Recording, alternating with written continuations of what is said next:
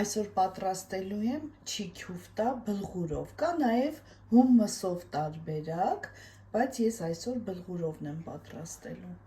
Մեկ բաժակ լավ որակի բլղուր ենք վերցնում, նույն չափի ջրով թրջելու ենք բլղուրը, մեկ բաժակ։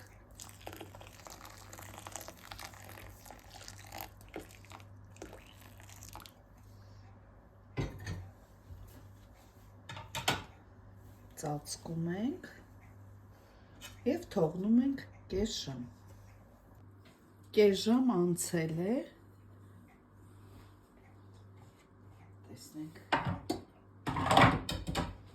տեսեք, լավ ուռել է արդեն մեր բլղուրը։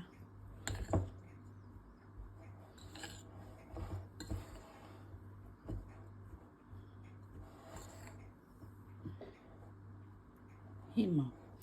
այստեղ կավելացնենք կիտրոնի հյութ, մոտ 2 ճաշի գդալ, բուսայուղ 100 մլ,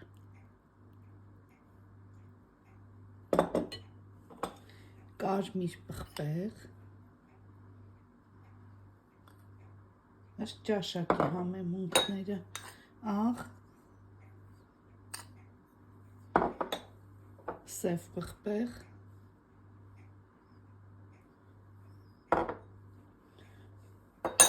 տոմատի մածուկ,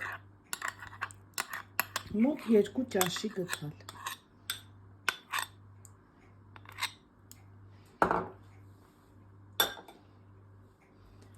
նռան սոուս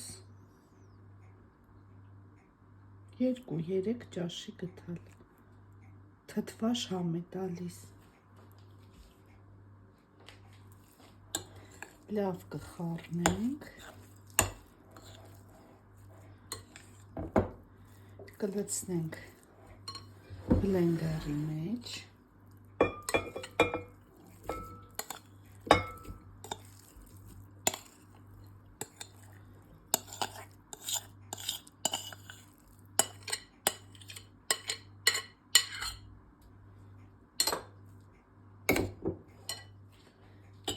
այստեղ կավելացնենք 1 գլուխ սող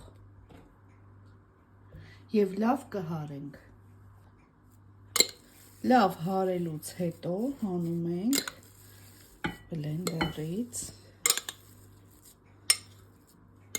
հիմա տեսնեք ինչպիսի զանգված է ստացվում,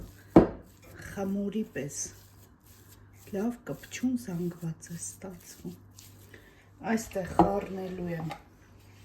թարմ կտրատված սոխը, կանաչ,